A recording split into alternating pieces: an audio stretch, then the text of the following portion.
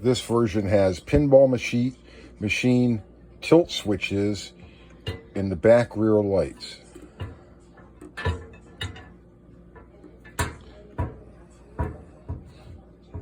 So that the lower two lights will flicker on and off like it has a short inside of it.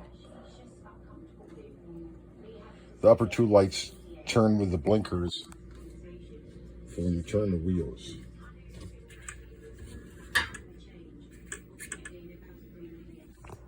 There's an illuminated clown's headlight,